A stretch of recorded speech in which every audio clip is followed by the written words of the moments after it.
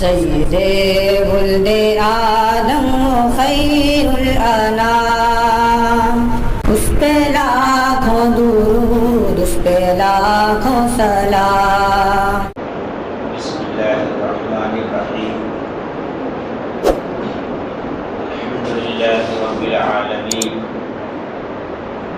والصلاة والسلام علی سید المرسلین وعلی آلہ واصحابہ اجمعین، اما بعد فاعوذ باللہ من الشیطان الرجیم، بسم اللہ الرحمن الرحیم، نبئ عبادی انی انا الغفور الرحیم، صدق اللہ العظیم۔ محترم بزرگوں اور دوستوں، رمضان المبارک کا یہ مقدس مہینہ آیا اور اب تقریباً ختم ہونے کو ایک دن یا 2 دن اور باقی ہے۔ اللہ تعالیٰ نے اپنے جن بندوں کو توفیق بخشی، انہوں نے روزے رکھے، تراویح پڑھی اور دیگر اعمال کیے، یہ مبارک مہینہ بڑا عظیم مہینہ ہے۔ اس کا پہلا عشرہ رحمت والا ہے، دوسرا عشرہ مغفرت والا ہے، اور یہ تیسرا عشرہ جس کا 1 دن یا 2 دن باقی ہے، یہ جہنم سے آزادی کا پروانہ حاصل ہونے والا ہے۔ اللہ تعالی رحیم ہے، غفور ہے، اور اللہ تعالی کے عرش کا سمبل اور مونوگرام عرش پر لکھا ہوا ہے، سبقت رحمتی غضبی، میری رحمت میرے غصے پر غالب ہے، میری رحمت میرے غصے سے آگے ہے۔ گنہگار بندے جب بھی اللہ کو پکارتے ہیں، اللہ کی رحمت اور اس کی مغفرت اپنے گنہگار بندوں کے استقبال کے لیے ہمہ وقت تیار ہوتی ہے۔ اللہ تعالیٰ نے توبہ کا دروازہ قیامت تک کے لیے کھول رکھا ہے۔ توبہ کا دروازہ اس وقت بند ہوگا جب سورج بجائے مشرق کے مغرب سے نکلے گا، اور ہر انسان کی زندگی میں بھی ایک وقت آتا ہے جب توبہ کا دروازہ بند ہو جاتا ہے، اور وہ وقت ہوتا ہے جب جاگنی کا عالم ہوتا ہے، جب فرشتہ موت کا آ جاتا ہے اور عالم آخرت بندے کے اوپر منکشف ہو جاتا ہے، تو اب توبہ قبول نہیں ہوتی۔ اس سے پہلے پوری زندگی میں جب بھی بندہ اللہ کو پکارے اور توبہ کرے، اللہ تعالیٰ توبہ کو قبول فرماتے ہیں۔ اور خاص طور سے یہ مہینہ، اس میں تو اللہ کی رحمت بارش کی طرح برستی ہے۔ اللہ تعالیٰ اپنے بندوں کو بہانے بہانے سے معاف فرماتے ہیں، بس بندے کی تھوڑی سی توجہ کی ضرورت ہوتی ہے۔ اللہ کس طرح معاف فرماتے ہیں اور اللہ کس طرح مغفرت فرماتے ہیں، اور توبہ کرنے والے بندے پر اللہ کو کتنا پیار آتا ہے، اور اس دنیا میں اللہ نے کیسے کیسے گنہگاروں کی توبہ قبول کی ہے اور ان کو معاف کیا ہے۔ آئیے تو ایک واقعہ سنتے ہیں۔ آپ جانتے ہیں کہ اللہ کے رسول صلی اللہ علیہ وسلم کے حقیقی چچا حضرت حمزہ رضی اللہ تعالی عنہ غزوہ احد میں شہید ہوئے اور ان کی شہادت بھی بڑے دردناک انداز میں ہوئی۔ غزوہ بدر میں انہوں نے ابو سفیان کی بیوی ہندہ کے باپ اور بھائی کو قتل کیا تھا۔ اس نے قسم کھائی تھی کہ میں حضرت حمزہ کا کلیجہ چباؤں گی۔ جب غزوہ احد کا معرکہ پیش آیا اور مکہ سے لشکر مدینے کی طرف روانہ ہونے لگا تو مکہ میں ایک غلام تھے، وحشی نام تھا، بڑے اچھے نیزہ باز تھے، برچھی پھینک کر نشانے پر مارنا ان کا اتنا بڑا کمال تھا کہ ان کا نشانہ کبھی چوکتا نہیں تھا۔ ہندہ نے انہیں تیار کیا، انہیں غلامی سے آزادی کا لالچ دیا، مال و دولت کا لالچ دیا اور یہ کہا کہ تم ہمارے ساتھ جنگ میں صرف اس لیے شریک ہو کہ حمزہ کو قتل کرو۔ وحشی تیار ہو گئے۔ میدان احد میں جب معرکہ لڑا جانے لگا اور گھمسان کی لڑائی شروع ہوئی تو حضرت حمزہ رضی اللہ تعالی عنہ کا یہ حال تھا کہ وہ جس طرف نکل جاتے تھے صفحے کی صفحے پلٹ جاتی تھی۔ وحشی شروع سے ہی ایک بڑے سے پتھر کی آڑ میں بیٹھے ہوئے تھے، اس امید پر کہ شاید اس طرف سے حضرت حمزہ کا گزر ہو، اور پھر وہ موقع آیا کہ حضرت حمزہ رضی اللہ تعالی عنہ ایک دشمن کا تعاقب کرتے ہوئے ادھر سے گزرے، وحشی کے نشانے کی زد میں آئے اور وحشی نے تاک کر برچھی توڑ کر نشانہ ناف کا لے کر کے برچھی پھینک کر ماری اور وہ برچھی ناف میں لگی اور پشت کی طرف سے باہر نکل گئی اور حضرت حمزہ رضی اللہ تعالی عنہ شہید ہوئے۔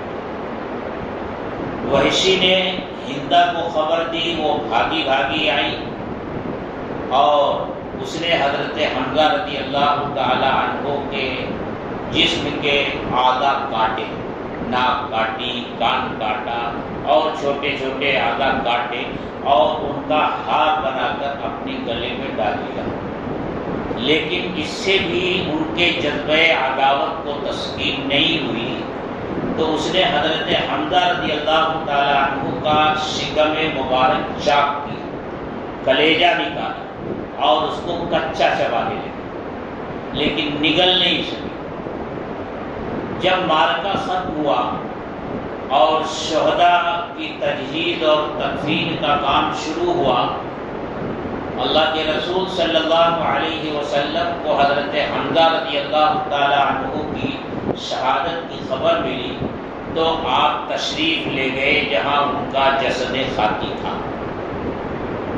اللہ کے رسول صلی اللہ علیہ وسلم نے دیکھا کہ حضرت حمزہ رضی اللہ تعالی عنہ کا جسم ٹکڑوں میں بٹا ہوا ہے، کٹا پھٹا جسم دیکھ کر آپ کی آنکھوں سے آنسو جاری ہو گئے اور آپ نے اس موقع پر ارشاد فرمایا، اگر مجھے یہ ڈر نہ ہوتا کہ میری پھوپھی صفیہ اور حمزہ کی بہن اس منظر کی تاب نہیں لا سکیں گی تو آج میں حضرت حمزہ کو بے گور و کفن چھوڑ دیتا اور جانور اور پرندے ان کے جسم کو نوچ نوچ کر کھا جاتے، اور کل قیامت کے دن میدان محشر میں جب حمزہ کو پکارا جاتا تو وہ پرندوں اور جانوروں کے جسم سے نکل کر اللہ کے سامنے حاضر ہوتے، لیکن کیا کروں، پھوپھی صفیہ کا ڈر ہے کہ وہ اس منظر کو برداشت نہیں کر سکے گی۔ حضرت حمزہ رضی اللہ تعالی عنہ کی تجہیز اور تکفین ہوئی اور اس میں بھی اتنا اہتمام فرمایا اللہ کے رسول صلی اللہ علیہ وسلم نے کہ 10 شہداء کو لایا جاتا تھا، ان کے جنازے کی نماز پڑھی جاتی تھی، اور ہر مرتبہ میں حضرت حمزہ ان کے ساتھ شریک رہتے تھے۔ پھر جب یہ احد سے واپسی ہوئی تو مدینے میں گھر گھر میں صف ماتم بچھی ہوئی تھی، کوئی گھر ایسا نہیں تھا جس میں کوئی آدمی شہید نہ ہوا ہو۔ 70 صحابہ شہید ہوئے تھے غزوہ احد میں۔ گھر گھر سے رہ رہ کر رونے کی آواز آتی تھی۔ اللہ کے رسول صلی اللہ علیہ وسلم نے موقع پر فرمایا کہ کیا ہو گیا ہے کہ تمام شہداء کو رونے والے موجود ہیں لیکن حمزہ کو رونے والا کوئی نہیں ہے۔ انصار مدینہ کو پتہ چلا تو انہوں نے اپنی خواتین کو اللہ کے رسول صلی اللہ علیہ وسلم کی خدمت میں بھیجا۔ خواتین نے آ کر عرض کیا کہ اے اللہ کے رسول، اگر آپ اجازت دیں تو ہم حمزہ کا ایسا ماتم کریں، ایسا نوحہ کریں کہ قیامت تک وہ یاد رکھا جائے۔ تو آپ نے ارشاد فرمایا نہیں، اللہ تعالیٰ نے ماتم کرنے سے اور نوحہ کرنے سے منع فرمایا۔ آپ جب بھی حضرت حمزہ کو یاد کرتے تو آپ دیدہ ہو جاتے۔ حضرت حمزہ رضی اللہ تعالی عنہ کو ہی اللہ کے رسول صلی اللہ علیہ وسلم نے سید الشہداء کا خطاب دیا۔ زبان رسالت سے صحابہ میں سے کسی کو اگر سید الشہداء کا خطاب ملا ہے تو وہ حضرت حمزہ رضی اللہ تعالی عنہ ہے۔ جب مکہ فتح ہوا اور تمام بڑے بڑے دشمن حاضر خدمت ہو کر کے اسلام قبول کرنے لگے تو اس موقع پر وحشی بھی آئے اور انہوں نے آ کر عرض کیا کہ اے اللہ کے رسول، کیا میری بھی توبہ قبول ہو سکتی ہے؟ آپ نے وحشی کو دیکھا اور خاموش ہوئے۔ ان کے اس سوال کا آپ نے کوئی جواب نہیں دیا۔ وحشی کچھ دیر تک انتظار کرنے کے بعد اٹھ کر مجلس سے چلے گئے۔ اللہ تعالیٰ نے وحی نازل فرمائی اور قرآن کریم کی آیت نازل ہوئی، قل یا عبادی الذین اسرفوا علی انفسهم لا تقنطوا من رحمت اللہ ان اللہ یغفر الذنوب جميعا انہ هو الغفور الرحیم۔ اے محمد صلی اللہ علیہ وسلم، میرے ان بندوں سے کہہ دیجئے جنہوں نے گناہ کر کے اپنے جانوں پر زیادتی کی ہے کہ وہ میری رحمت سے مایوس نہ ہو۔ ان اللہ یغفر الذنوب جميعا، اللہ تمام گناہوں کو معاف کر دے گا۔ جب یہ آیت نازل ہوئی تو اللہ کے رسول صلی اللہ علیہ وسلم نے وحشی کو بلایا اور کہا وحشی توبہ کر لو، اللہ تعالیٰ نے تمہاری توبہ قبول کر لی ہے۔ وحشی ایمان لے آئے، لیکن جب وہ جانے لگے تو اللہ کے رسول صلی اللہ علیہ وسلم نے ارشاد فرمایا وحشی تمہاری توبہ تو قبول ہو گئی، تم ایمان تو لے آئے، لیکن اس بات کا خیال رکھنا کہ میرے سامنے مت آنا۔ جب تم میرے سامنے آتے ہو تو چچا یاد آتا۔ جب تک اللہ کے رسول صلی اللہ علیہ وسلم اس دنیا میں رہے وحشی آپ کے سامنے نہیں آئے۔ جب آپ اس دنیا سے تشریف لے گئے اور پورے عرب میں ارتداد کا فتنہ پھیلا، جھوٹے نبی جگہ جگہ کھڑے ہو گئے۔ سب سے بڑا جھوٹا مدعی نبوت مسیلمہ کذاب تھا۔ حضرت ابو بکر صدیق رضی اللہ تعالی عنہ نے خالد بن ولید رضی اللہ تعالی عنہ کی سربراہی میں جو لشکر تیار کیا مسیلمہ کذاب کی سرکوبی کے لیے، اس لشکر میں وحشی بھی شریک ہوئے اور پھر مسیلمہ کذاب کو اسی انداز میں برچھی ماری جس انداز میں برچھی ماری تھی سید الشہداء حضرت حمزہ رضی اللہ تعالی عنہ کو، اور پھر اللہ کے حضور سجدے میں گر گئے اور رو رو کر یہ دعا فرمائی کہ اے اللہ، اگر میں نے تیرے حبیب کے سب سے زیادہ محبوب چچا حضرت حمزہ کو شہید کر کے سب سے بڑا گناہ کیا تھا تو آج تیرے رسول کے سب سے بڑے دشمن مسیلمہ کذاب کو میں نے قتل کیا ہے۔ اے اللہ، کل قیامت کے دن میری لاج رکھ لینا، میدان محشر میں جب سامنا ہو آقا کا تو کہیں آپ وہاں بھی یہ نہ کہہ دیں کہ وحشی میرے سامنے مت آؤ، جب تم آتے ہو تو پیارے چچا یاد آ جاتے ہیں۔ تو یہ وحشی ہیں جنہوں نے حضرت حمزہ رضی اللہ تعالیٰ عنہ کو شہید کیا، لیکن جب وہ توبہ کے لیے آئے تو اللہ نے اس بڑے گنہگار کی توبہ کو قبول کر لیا۔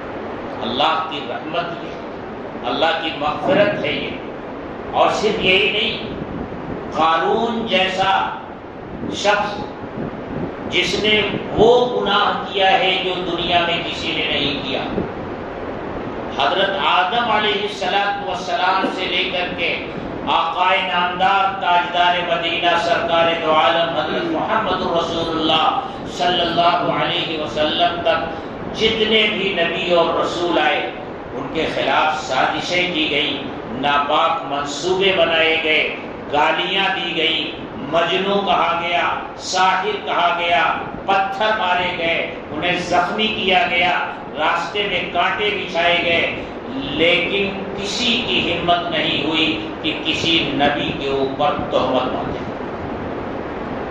یہ وہ بدقسمت شخص ہے جس نے حضرت موسیٰ علیہ السلام پر تہمت باندھنے کا پروگرام بنایا۔ موسیٰ علیہ السلام نے جب یہ حکم دیا کہ لوگوں زکوٰۃ ادا کرو تو مال نکالنا بڑا مشکل ہوتا ہے، اور پھر بنی اسرائیل،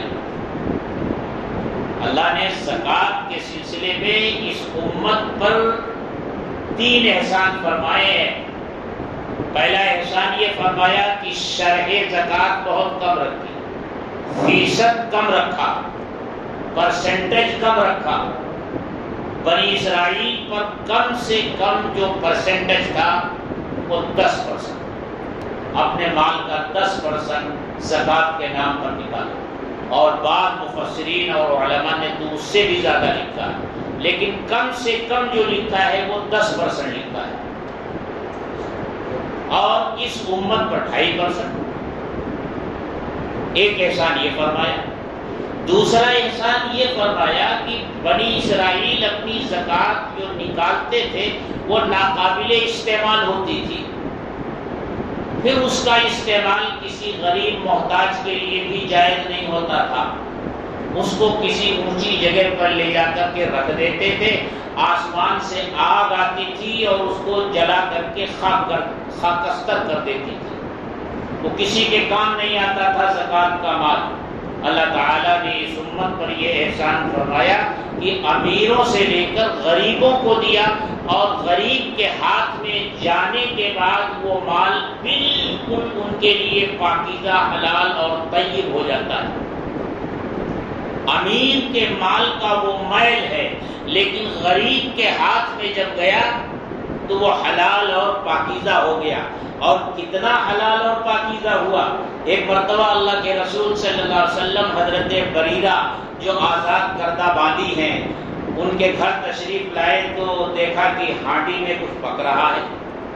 حضرت بریرہ رضی اللہ تعالی عنہ نے کچھ کھجور پیش کیے تو آپ نے ارشاد فرمایا، بریرہ یہ ہانڈی میں کیا پک رہا ہے؟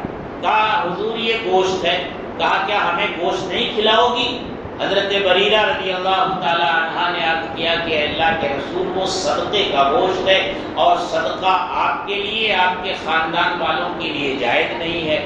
تو آپ نے اس موقع پر ایک بات فرمائی، اللہ کی صدقۃ ولنا ہدیہ، وہ تمہارے لیے صدقہ ہے، لیکن اب جب وہ تمہارے ہاتھ میں آ گیا تو وہ بالکل پاکیزہ اور حلال ہو گیا، اب اگر تم ہمیں وہ دو گی تو وہ ہمارے لیے ہدیہ ہوگا۔ تو یہ ایک احسان اللہ نے یہ فرمایا کہ امیر سے لے کر غریب کو دیا اور اس کے لیے حلال اور پاکیزہ بنایا۔ اور تیسرا احسان جو سب احسانوں سے بڑا احسان ہے کہ اللہ تعالیٰ نے اس دنیا میں اس امت کے امیروں کی پردہ پوشی فرمائی۔ بنی اسرائیل میں کیا ہوتا تھا؟ امیر اپنی زکوٰۃ کا مال نکالتا تھا اور اونچی جگہ پر رکھ دیتا تھا، آسمان سے آگ آتی تھی اور اس کو جلا دیتی تھی، یہ علامت ہوتی تھی کہ اللہ تعالیٰ نے قبول کر لی۔ اور اگر آگ نہیں آئی اور وہ مال اسی طرح دھرا کا دھرا رہ گیا، تو یہ اس بات کی علامت ہوتی تھی کہ اللہ تعالیٰ نے زکوٰۃ قبول نہیں کی، وہ امیر اسی دنیا میں رسوا ہو جاتا تھا۔ اس امت کے امیروں پر اللہ نے یہ پردہ پوشی فرمائی، احسان فرمایا کہ قبولیت اور عدم قبولیت کا معاملہ مؤخر کر دیا، حشر پر رکھ دیا، قیامت کے دن پر رکھ دیا، دنیا میں پردہ پوشی فرما دی۔ اور اللہ کی رحمت سے یہ امید ہے کہ جس کریم ذات نے اس دنیا میں پردہ پوشی فرمائی ہے، وہ کریم ذات آخرت میں بھی انشاءاللہ پردہ پوشی فرمائے گی۔ تو میں یہ عرض کر رہا تھا کہ قارون جو موسیٰ علیہ السلام کے خاندان کا آدمی تھا، اور جیسے میرے دوستو، جب کوئی قوم جو ہے یہ مجبور ہوتی ہے، مظلوم ہوتی ہے، اور حکمراں قوم اس کے اوپر غالب آ جاتی ہے، تو اس مغلوب اور مقہور قوم کے درمیان سے ہی کچھ مفاد پرست مخبری کا کام کرتے ہیں۔ قارون اصل میں بنی اسرائیل کی مخبری کیا کرتا تھا فرعون کے دربار، اور اسی مخبری کے نتیجے میں اسے خزانہ حاصل ہوا تھا۔ کتنا بڑا خزانہ تھا اس کے پاس؟ خزانے کی اتنی چابیاں تھیں کہ طاقتور جوانوں کی پوری جماعت اسے اٹھاتی تھی تب وہ اٹھتی تھی۔ جب موسیٰ علیہ السلام نے زکوٰۃ کا حکم دیا تو اب اس نے حساب لگایا 10% بہت ہو جائے گا، کیسے بچا جائے اس سے؟ اس نے منصوبہ بنایا، ایک بازاری عورت کو تیار کیا انعام کا لالچ دے کر کہ موسیٰ علیہ السلام پر بھرے مجمع میں وہ تہمت لگائے۔ وہ تیار ہوگی۔ اس نے موسیٰ علیہ السلام سے کہا کہ موسیٰ علیہ السلام، میں لوگوں کو جمع کرتا ہوں اور آپ آئیں، اور اللہ تعالیٰ نے اب تک جتنے احکامات نازل کیے ہیں ایک مجلس میں سب کو بتا دیں تاکہ عمل کرنا آسان ہو۔ موسیٰ علیہ السلام نے کہا بہت بہتر ہے۔ موسیٰ علیہ السلام جب کھڑے ہوئے اور احکامات اللہ کے بیان کرنے لگے، بیان کرتے کرتے جب یہاں پہنچے کہ اگر کوئی شادی شدہ مرد یا عورت سے زنا کا صدور ہو جائے تو اس کو رجم کر دو، یعنی پتھر مار مار کر اس کی زندگی کا خاتمہ کر دو۔ قارون کھڑا ہو گیا، اس نے کہا موسیٰ یہ جو حکم آپ نے بیان کیا ہے یہ صرف ہم امتیوں کے لیے ہے یا آپ کے لیے بھی ہے؟ موسیٰ علیہ السلام نے کہا کہ یہ حکم جس طرح امتیوں کے لیے ہے اسی طرح نبی کے لیے بھی ہے۔ اب قارون تو پہلے سے اس نے تیار کر رکھا تھا، اس عورت کو اشارہ کیا، وہ عورت کھڑی ہوئی، لیکن اللہ تعالیٰ نے اس کی زبان پکڑ لی۔ وہ بجائے موسیٰ علیہ السلام پر تہمت لگانے کے اس نے سازش کا بھانا پھوڑ دیا۔ وہ تو تہمت لگانا چاہتی تھی، لیکن اس کی زبان بے اختیار یہ کہہ اٹھی کہ موسیٰ، مجھے ایک سازش کے تحت یہاں کھڑا کیا گیا ہے، مجھے انعام کا لالچ دیا گیا اور مجھ سے کہا گیا کہ میں آپ کے اوپر بدکاری کا الزام لگاؤں، آپ بری ہیں ہر الزام سے۔ یہ سن کر موسیٰ علیہ السلام سجدے میں گر گئے۔ اللہ کا حکم آیا کہ موسیٰ سجدے سے سر اٹھائیے، اور ہم نے زمین کو آپ کے تابع کر دیا ہے، جو حکم آپ زمین کو دیں گے زمین آپ کا وہ حکم مانے گی۔ موسیٰ علیہ السلام نے زمین کو حکم دیا قارون کو نگل لے، اس نے ٹخنوں تک قارون کو نگل لیا، ٹخنے تک پھنس گیا۔ اب چلانے لگا، ہائے موسیٰ بچاؤ مجھے، بہت بڑی غلطی ہوئی مجھ سے، بہت بڑا گناہ ہوا مجھ سے۔ لیکن موسیٰ علیہ السلام حکم دیتے رہے زمین کو، اور وہ تھوڑا تھوڑا کر کے قارون کو نگلتی گئی، یہاں تک کہ زمین میں وہ دھنس گیا۔ جب وہ دھنس گیا تو اللہ کی طرف سے موسیٰ علیہ السلام کے اوپر وحی آئی، موسیٰ قارون تمہیں پکارتا رہا، فریاد کرتا رہا، لیکن تم کو اس کے اوپر رحم نہیں آیا، میری عزت کی قسم، میرے جلال کی قسم، اگر وہ اس وقت مجھے پکارتا تو میں اسے بچاتا۔ یہ ہے اللہ کی رحمت، یہ ہے اللہ کی مغفرت۔ اور گنہگار بندہ، نافرمان بندہ جب نادم اور پشیمان اور شرمندہ ہو کر کے پروردگار کی طرف آتا ہے تو جانتے ہو اس وقت کیا ہوتا ہے؟ ہم اور آپ جانتے ہیں کہ اس دنیا میں سب سے شفیق اور مہربان ہستی ماں کی ہوتی ہے، لیکن ماں کا بھی کیا حال ہوتا ہے؟ اگر وہ اپنی اولاد سے ناراض ہو، اپنے لڑکے سے مثلا ناراض ہو، اور اسے یہ پتا چلے کہ میرا نافرمان بیٹا توبہ کرنے کے لیے اور مجھ سے معافی کرنے کے لیے میرے پاس آ رہا ہے، تو ماں باوجود شفیق اور مہربان ہونے کے وہ اٹھ کر دروازے پر کھڑے ہو کر کے اپنے اس نافرمان بیٹے کے آنے کا انتظار نہیں کرتی، اس کا استقبال نہیں کرتی۔ ہوتا کیا ہے، وہ اپنی جگہ پر بیٹھی ہوتی ہے اور جب دیکھتی ہے کہ سامنے سے بیٹا آ رہا ہے تو چہرہ پھیر لیتی ہے۔ یہ بھی اس کی ادا ہوتی ہے، چہرہ پھیر لیتی ہے۔ پھر جب وہ بیٹا قریب آتا ہے اور گڑگڑاتا ہے اور معافی مانگتا ہے تو پھر اس کا دل پسیجتا ہے اور اسے معاف کر دیتی ہے، استقبال نہیں کرتی۔ لیکن اللہ کی بارگاہ میں جب نافرمان بندہ اپنے گناہوں پر نادم، شرمندہ اور تائب ہو کر آتا ہے تو رحمت خداوندی اس کے استقبال کے لیے کھڑی ہوتی ہے۔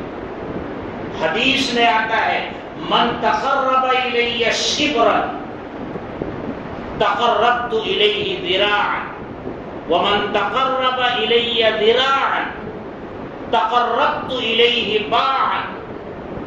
جو میری طرف ایک بالش چل کر آتا ہے میں اس کی طرف ایک ہاتھ چل کر آتا ہوں، اور جو میری طرف ایک ہاتھ چل کر آتا ہے میں اس کی طرف ایک با چل کر آتا ہوں۔ یہ با ہے، دونوں ہاتھ اس طرح پھیلا دیجئے، اس کنارے سے لے کر اس کنارے تک، اس کو با کہا جاتا ہے۔ میں اس کی طرف اتنا بڑھ کر آتا ہوں، اور جو میری طرف چل کر آتا ہے میں اس کی طرف دوڑ کر آتا ہوں۔ یہ اللہ کی رحمت ہے، اللہ کی مغفرت ہے۔ اور کیسے کیسے واقعات حدیث کی کتابوں میں اللہ کی رحمت اور اس کی مغفرت کے بیان کیے ہیں۔ اللہ کے رسول صلی اللہ علیہ وسلم نے موقع پر فرمایا، جانتے ہو اللہ تعالیٰ کو اپنے اس بندے پر جو گناہ کرنے کے بعد اللہ سے توبہ کرتا ہے کتنا پیار آتا ہے۔ اس کو ایک مثال سے سمجھایا اللہ کے رسول صلی اللہ علیہ وسلم نے کہ ایک شخص ہے جو صحرا میں اپنے اونٹ پر سفر کر رہا ہے، اور اسی اونٹ پر کھانے کا سامان، پینے کے لیے پانی سب رکھا ہے۔ ایک جگہ تھوڑی دیر آرام کرنے کے لیے وہ رکتا ہے اور کسی پتھر کی چٹان یا کوئی خاردار درخت ہے اس کے کوٹ میں وہ لیٹ جاتا ہے اور اس کی آنکھ لگ جاتی ہے۔ تھوڑی دیر کے بعد جب آنکھ کھلتی ہے تو دیکھتا ہے اونٹ غائب ہے۔ اب اسی اونٹ کے ساتھ اس کے کھانے کا سامان ہے، اس کے پینے کا سامان ہے، اور اونٹ غائب ہے، صحرا ہے، تا حد نظر ریت کے ٹیلوں کے سوا کچھ نہیں۔ اور صحرا میں جب یہ صورت پیدا ہو جائے تو موت یقینی ہو جاتی ہے۔ وہ بہت تلاش کرتا ہے لیکن مایوس ہو جاتا ہے، یہاں تک کہ وہ اپنی زندگی سے مایوس ہو جاتا ہے۔ وہ سوچتا ہے جب مرنا ہے تو چلو وہیں جہاں لیٹے تھے وہیں مر جاتے ہیں۔ وہ آتا ہے، بیٹھتا ہے، اللہ کی شان پھر اس پر غنودگی طاری ہو جاتی ہے، اور آنکھ جھپکتی ہے، اور جب کھلتی ہے تو اچانک دیکھتا ہے کہ اونٹ سامنے ہے۔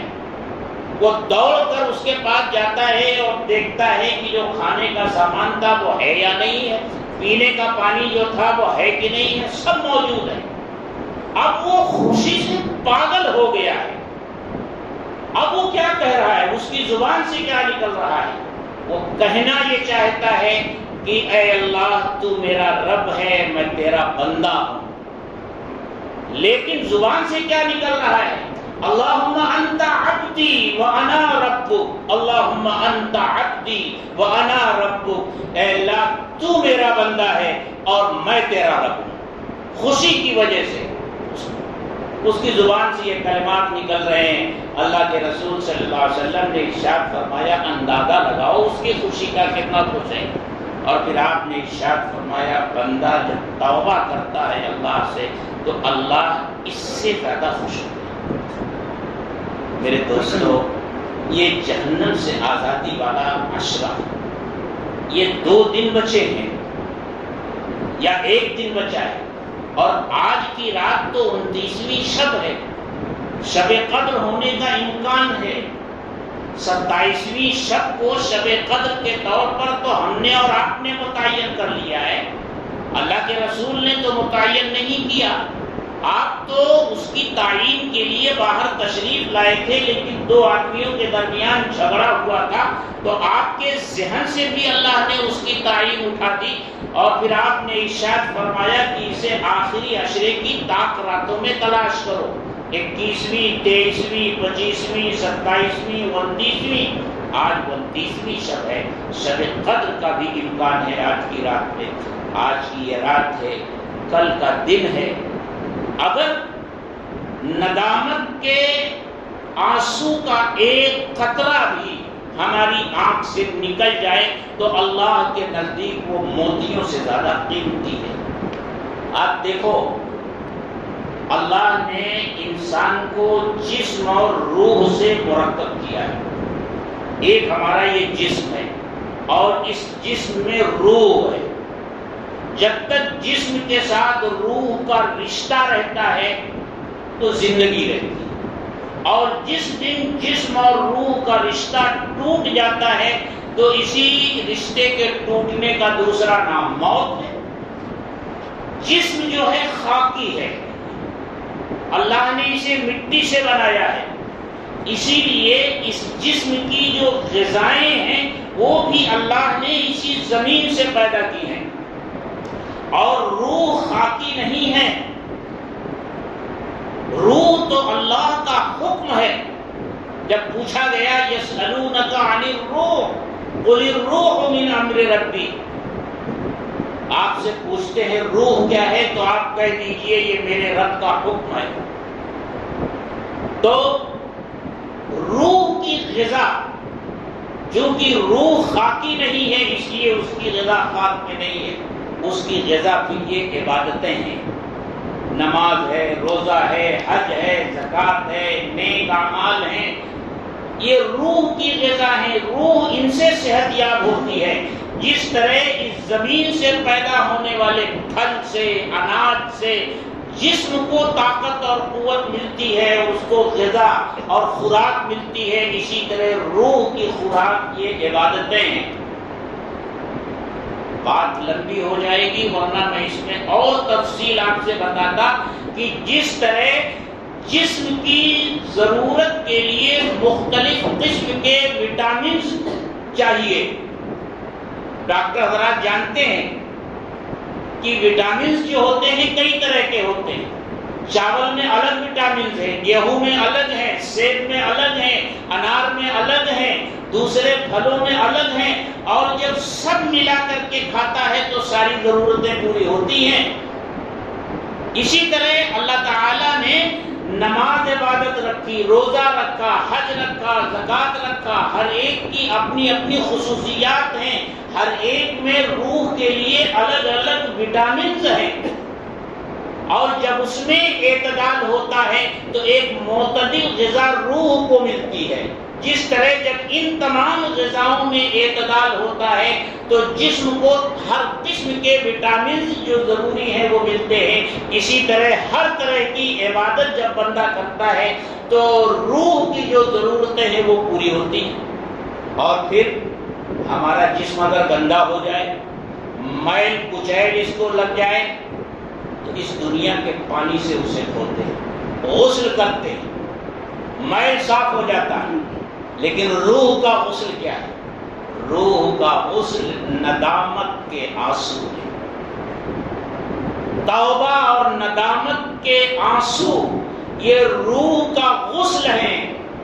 روح کی جو گندگیاں ہیں، روح کو جو غلاظتیں لگتی ہیں، روح کی گندگی جانتے ہیں کیا ہے؟ کفر ہے، شرک ہے، نفاق ہے، حسد ہے، کینہ ہے، عداوت ہے، دشمنی ہے، یہ سب روح کی روگ ہیں، روح کی بیماریاں ہیں۔ ان کو غسل دینا ہے تو غسل توبہ ہے ان کے لیے۔ تو یہ ندامت کے آنسو اللہ کے دربار میں جب گرتے ہیں تو اللہ تعالیٰ اسے موتیوں کی طرح فرشتوں کے ذریعے اٹھا لیتے ہیں، اور کل قیامت کے دن میزان پر ان کا وزن بہت زیادہ ہوگا۔ تو میرے بھائیوں اور دوستوں، یہ رمضان المبارک کا مہینہ ہے، اس میں دعائیں قبول ہوتی ہیں، پھر آخری عشرہ ہے، طاق رات ہے، اور سب سے بڑھ کر کہ آج تراویح میں قرآن پاک مکمل ہوا ہے۔ یہ بھی دعا کی قبولیت کا ایک موقع ہوتا ہے۔ تو قبولیت دعا کے کئی ایک مواقع یہاں جمع ہیں۔ رمضان المبارک ہے، آخری عشرہ ہے، اور اس کے ساتھ ساتھ طاق رات ہے آخری عشرے کی، اور قرآن کریم تراویح میں پورا ہوا ہے۔ تو جو اللہ بغیر کسی موقع کے دعاؤں کو قبول کرتا ہے، تو یہ موقع تو اللہ نے ہمیں دیے ہی اس لیے ہیں کہ میرے بندو مانگو، مانگو مجھ سے۔ اس کی طرف سے اعلان ہوتا ہے مانگو مجھ سے، حل من مستغفر فاغفر، ہے کوئی معافی چاہنے والا کہ میں اسے معاف کروں؟ ہے کوئی روزی کا طلبگار کہ میں اسے روزی دوں؟ الا قضا الا قضا الا قضا، ہے کوئی ایسا، ہے کوئی ایسا؟ تو میرے دوستو، یہ جو ایک دن دو دن باقی رہ گئے ہیں، ہم اور آپ اس کو غنیمت سمجھیں۔ صبح کا بھولا اگر شام کو آ جائے تو اسے بھولا نہیں کہتے۔ اب تک جو کوتاہیاں ہوئی ہیں اللہ معاف کرے۔ اور ایک بات اور یاد رکھیے، رمضان آگے آنے والی زندگی کا رخ طے کرتا ہے۔ ایک حدیث ہے، من سلمت لہو رمضان، من سلیم لہو رمضان سلمت لہو السنہ، جس کا رمضان سلامتی کے ساتھ گزر گیا تو اس کا پورا سال سلامتی کے ساتھ گزرتا ہے۔ یعنی یہ آگے آنے والے سال کا رخ متعین کر دیتا ہے۔ جس نے اچھے طریقے سے رمضان گزار لیا، اللہ کی عبادت میں نافرمانیوں سے بچتے ہوئے، تو انشاءاللہ پورا سال اسی طرح گزرے گا۔ اور جو بدقسمت ایسا نہیں کر سکا تو اس کے لیے خطرہ ہے کہ جس طرح گناہوں کے ساتھ رمضان اس نے گزارا ہے، پورا سال کہیں اس کا اسی طرح نہ گزرے۔ تو یہ آنے والی زندگی کا رخ بھی متعین کرتا ہے۔ آئیے ہم سب مل کر اللہ سے دعا کریں۔ دعا کے دیکھیے کچھ آداب ہوتے ہیں۔ سب سے پہلا ادب یہ ہے کہ اللہ سے جو مانگیے اس یقین کے ساتھ مانگیے کہ اللہ ضرور دے گا۔ یہ تردد نہ رہے کہ پتہ نہیں اللہ میری دعا قبول کرے گا کہ نہیں کرے گا۔ اگر اس طرح مانگیں گے تو نہیں قبول کرے گا، اس لیے کہ اللہ کے رسول فرماتے ہیں کہ اللہ کہتا ہے میں اپنے بندوں کے ساتھ ان کے گمان کے مطابق معاملہ کرتا ہوں۔ بندہ میرے ساتھ جیسا گمان رکھتا ہے اس کے ساتھ ویسا ہی معاملہ کرتا ہوں۔ تو پہلی بات تو یہ، اس یقین کے ساتھ مانگیے کہ جب اس نے ہم کو اپنے گھر میں بلایا ہے، یاد رکھیے ہم آئے نہیں ہیں، لائے گئے ہیں۔ ہم نے روزہ نہیں رکھا ہے، ہم سے رکھوایا گیا ہے۔ ہم نے تراویح نہیں پڑھی ہے، تراویح ہم سے پڑھوائی گئی۔ ورنہ اگر آدمی کے اپنے ارادے پر سب موقوف ہوتا تو اور لوگ جو باہر ہیں ہم کیوں اندر آتے؟ ہم بھی باہر رہتے۔ یہ تو اللہ نے ہم کو بلایا ہے، ہم لائے گئے ہیں، ہم بلائے گئے ہیں۔ اور جب کوئی بڑا بلاتا ہے دینے کے لیے بلاتا ہے، تو جب اللہ نے ہمیں دینے کے لیے بلایا ہے تو اس یقین سے مانگیں کہ اللہ ضرور دے گا۔ تو ایک تو یقین یہ ہونا چاہیے.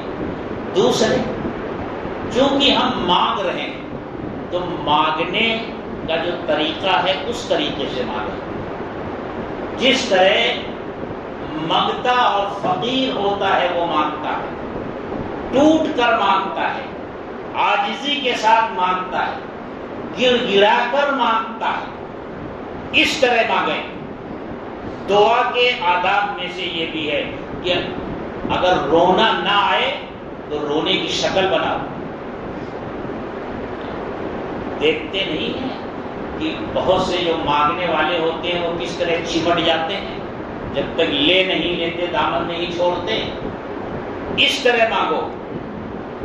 حضرت قاری طیب صاحب رحمۃ اللہ علیہ کے خطبات میں ایک واقعہ ہے کہ جب وہ حج کے لیے تشریف لے گئے تو اس وقت سعودیہ میں بڑی غربت تھی، پٹرول کی دولت نہیں تھی، تو بدوؤں کے بچے حاجیوں کے پیچھے پیچھے لگے رہتے تھے مطاف میں، یا وہ تلاوت کر رہے ہیں وہاں یا سعی کر رہے ہیں تو وہاں پیچھے پیچھے لگے رہتے تھے اور چمٹ جاتے تھے. جب تک ان کو کچھ دے نہیں دیتے تھے وہ دامن نہیں چھوڑتے تھے. قاری صاحب سے رفقائے سفر نے شکایت کی کہ حضرت یہ بچے بہت پریشان کرتے ہیں. تو قاری صاحب تو حکیم الاسلام تھے، وہ حکمت کی باتیں نکال لیا کرتے. کہنے لگے دیکھو یہ تمہیں مانگنے کا ڈھنگ سکھا ہے، کیسے مانگا جاتا ہے. جس طرح یہ تم سے چمٹ جاتے ہیں اور ہم بندوں سے کوئی چمٹ جائے تو ہم کم صرف بندے بھی اسے دے دیتے ہیں، اسی طرح چمٹ کر اللہ سے مانگو. یہ ہے مانگنے کا طریقہ. چمٹ جاؤ، گر گرا کر مانگو اللہ سے. ادعوا ربکم تضرعا وخفیا، اللہ کو پکارو گر گرا کر، خفیہ طریقے سے، چھپ کے. یہ ہے اصل دعا. اور تیسرا ادب میرے دوستوں، شاید وہ آپ کو کچھ نیا لگے لیکن میں چاہتا ہوں کہ وہ بھی معلوم ہونا چاہیے. دعا کا آغاز اللہ کی حمد سے ہونا چاہیے. عام طور سے یہ ہوتا ہے کہ دعا کیجیے درود شریف پڑھیے، پہلے درود شریف پڑھوائے جاتے ہیں. ہم حدیثوں میں دیکھیے یہ ہدایت دی گئی کہ دعا کا آغاز اللہ کی حمد سے ہونا چاہیے. تو یہ تین باتیں یاد رکھیے.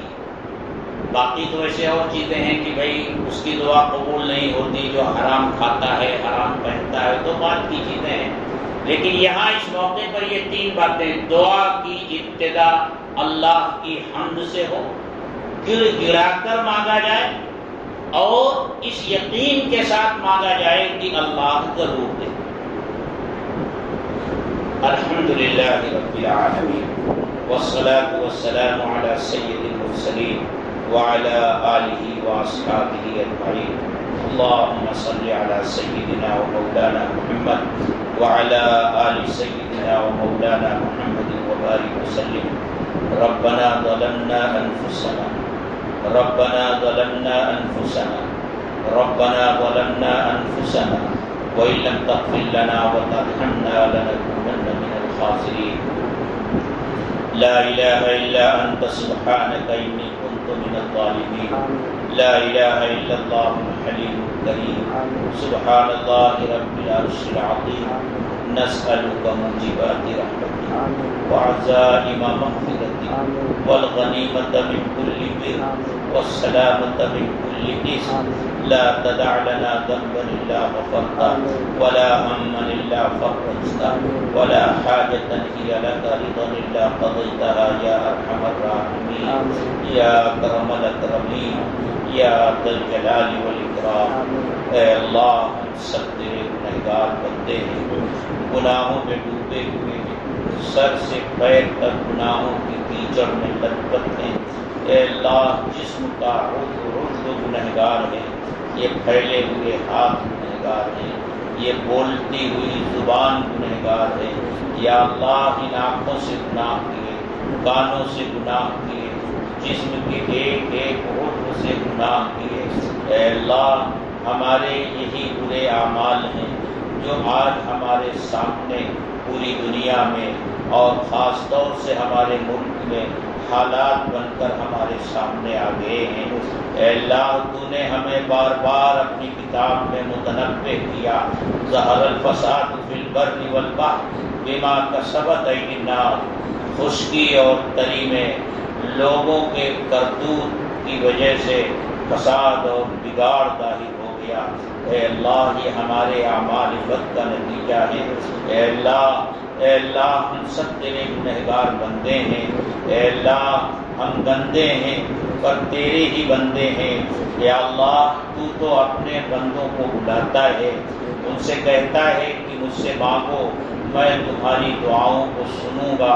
ادعونی استجب لکم، مجھے پکارو میں تمہاری فریاد سنوں گا۔ اے اللہ ہم سب تیرے گنہگار بندے آج فریادی بن کر تیرے دروازے پر آئے ہیں، ہاتھ پھیلائے ہوئے ہیں، دامن پسارے ہوئے ہیں، جھولیاں لے کر آئے ہیں۔ اے اللہ اے معاف کرنے کو پسند فرمانے والے پروردگار، اے وحشی جیسے درندے کو معاف کر دینے والے آقا، ہم سب تیرے گنہگار بندے تیرے دروازے پر بھکاری بن کر آئے ہیں، سوالی بن کر آئے ہیں، اپنے گناہوں کی بخشش کی بھیک مانگ رہے ہیں۔ اے اللہ ہمیں یہ بھیک عطا فرما دیجیے۔ اے اللہ ہمارے گناہوں کو معاف فرما دیجیے، ہماری خطاؤں سے درگزر فرما دیجیے۔ اے اللہ در در کی ٹھوکریں کھا چکے، ہر دروازے کو اے اللہ اس پر دستک دے چکے، لیکن کوئی در ہمارے لیے کھلنے کو تیار نہیں۔ اے اللہ بس تیرا ہی ایک در ہے، تو ہی ہمارا سہارا ہے۔ اے اللہ ہم سے ہمارا یہ سہارا مت چھین۔ اے اللہ تو ہمارا بن جا، ہمیں اپنا بنا لے۔ اے اللہ تو ہمارا بن جا، ہمیں اپنا بنا لے۔ اے اللہ ہمارے ہاتھ پر رحم فرما دے۔ اے اللہ پوری امت مسلمہ کے ہاتھ پر رحم فرما دے، پوری امت مسلمہ کے جان مال عزت آبرو کی حفاظت کے فیصلے فرما دے۔ اے اللہ وہ امت جو کبھی عزت کی بلندیوں پر تھی، اے اللہ آج وہ ذلت کی گہرائیوں میں جا پڑی ہے۔ اے اللہ دنیا کی تمام قومیں اس ملت کو، اس امت کو مٹانے کے لیے آپس میں متفق اور متحد ہو چکی ہیں۔ ہر کوئی للچائی ہوئی نظروں سے اس امت کو دیکھ رہا ہے۔ اے اللہ تو ہی ہماری حفاظت کر سکتا ہے۔ اے اللہ ہمارا محافظ بن جا۔ اے اللہ ذلت کے یہ حالات جو ہے ان کو ختم فرما دے۔ اے اللہ ہمارے گناہوں کو مت دے۔ اے اللہ یہ دنیا والے ہمارے ساتھ جو کچھ بھی کر رہے ہیں، ان کی نگاہوں میں ہمارا جرم صرف یہ ہے کہ ہم تیرا نام لیتے ہیں، تیرے رسول کا نام لیتے ہیں، تیری کتاب پڑھتے ہیں۔ اے اللہ ہمارے گناہوں کو مت دے، اپنے نام کی لاج رکھ لے، اپنے رسول کے نام کی لاج رکھ لے، اپنی کتاب کی لاج رکھ لے۔ اے اللہ ان منصوبہ سازوں کے مقدر میں اگر ہدایت ہے تو اے اللہ انہیں ہدایت دے دے، ورنہ اے اللہ انہیں خش و خاشاک کی طرح مٹا دے، ان کی طاقت کو توڑ دے، ان کی جمعیت کو منتشر کر دے۔ اللہم شدد شملہم ومزق جمعہم وخالف بین کلمتہم وامحو آثارہم واقطع دابرہم وانزل بہم بأسک الذی لا تردہ عن القوم المجرمین۔ اللہم اہلکہم کما اہلکت عادا وثمود اللہم خذہم اخذ عزیز مقتدر۔ اے اللہ ہم میں جو بیمار ہیں ان کو شفائے کاملہ عاجلہ دائمہ مستمرہ عطا فرما، جو مقروض ہیں ان کے قرضوں کی ادائیگی کے غیب سے سامان پیدا فرما۔ اے اللہ جن لوگوں نے دعاؤں کے لیے کہا ہے یا لکھا ہے یا ان کا ہم پر حق ہے، اے اللہ تمام کے جائز دلی مقاصد کو پورا فرما۔ اے اللہ فضل فرما دے، کرم فرما دے، اپنی مرضیات پر چلنے کی توفیق عطا فرما، نامرضیات سے ہم سب کی حفاظت فرما، اپنی محبت عطا فرما، اپنا تعلق عطا فرما، اپنا دھیان عطا فرما۔ اے اللہ ایمان کامل کی دولت نصیب فرما، ایمان کامل کی دولت نصیب فرما۔ اعمال کا ذوق اور شوق نصیب فرما، عبادتوں کا خشوع اور خضوع نصیب فرما، عبادتوں کا خشوع اور خضوع نصیب فرما۔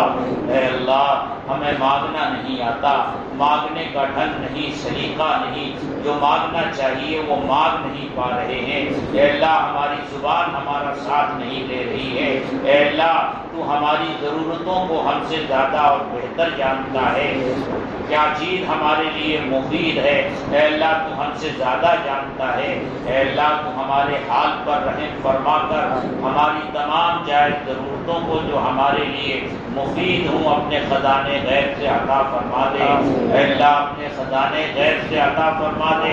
اے اللہ یہ رمضان المبارک کا مہینہ آیا اور گزر گیا، اے اللہ ہمیں ان خوش نصیب انسانوں میں سے بنا دے جن کی اس ماہ مبارک میں مغفرت ہو جاتی ہے، جہنم سے آزادی کا پروانہ مل جاتا ہے، جہنم سے آزادی کا پروانہ عطا فرما دے۔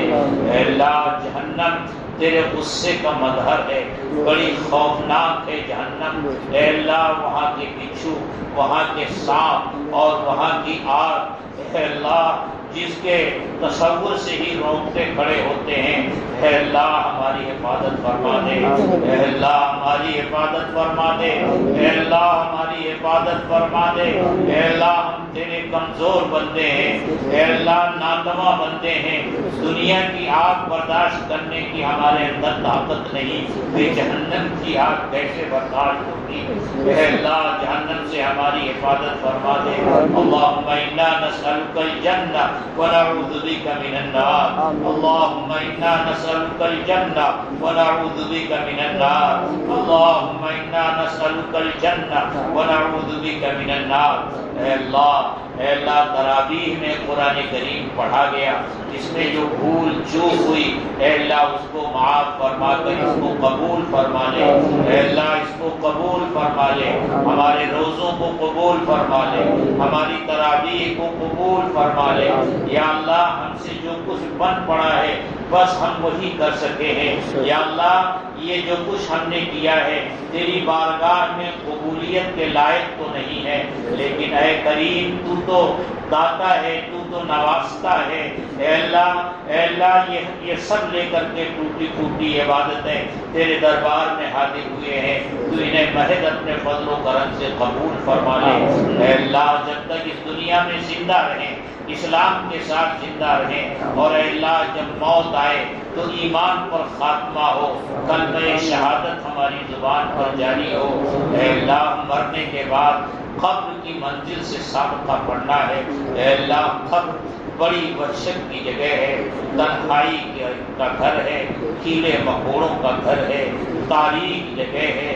اے اللہ قبر یا تو جنت کے باغوں میں سے ایک باغ ہے یا جہنم کے گڑھوں میں سے ایک گڑھا ہے۔ اے اللہ ہماری قبروں کو جنت کا باغ بنا دیجیے، ہماری قبروں کو جنت کا باغ بنا دیجیے۔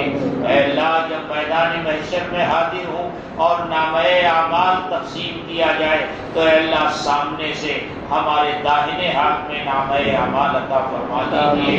اے اللہ جب میدان محشر میں تیرے عرش کے سوا کوئی سایہ نہ ہو تو اے اللہ اپنے عرش کے سائے میں جگہ نصیب فرما دے۔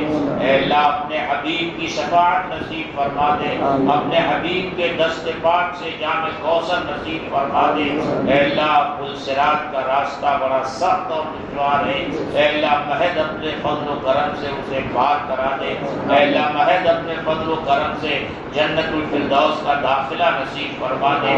اور اے اللہ ہم میں سے جن کے والدین اس دنیا سے جا چکے ہیں اے اللہ ان کی مغفرت فرما دے، ان کے درجات کو بلند فرما دے، اپنی شایان شان کے ساتھ مغفرت کا، رحمت کا، عفو درگزر کا معاملہ فرما دے۔ اور اے اللہ جو حیات ہیں یا اللہ ان کا سایہ عافیت اور صحت کے ساتھ ہمارے سروں پر دائر قائم رکھ، اور ہم کو ان کی خدمت کے ایسے مواقع دے۔ اے اللہ والدین کے قدموں کے نیچے جنت ہے، ماں کے قدم کے نیچے جنت ہے، باپ جنت کا دروازہ ہے۔ یا اللہ یہ دونوں یا تو ہماری جنت ہیں یا ہماری جہنم ہے۔ اے اللہ والدین سے ہماری جدائی اس طرح ہو کہ وہ ہم سے راضی ہو کر جائیں. اے اللہ ان کو راضی کر دے, اے اللہ ان کو راضی کر دے, اے اللہ ان کو راضی کر دے, اے اللہ ہمارے حال پر رحم فرما دے. ربنا تقبل منا انك انت السميع العليم وتب علينا انك انت التواب الرحيم. وصلى الله تعالى على خير خلقه محمد وآله وأصحابه أجمعين. آمين.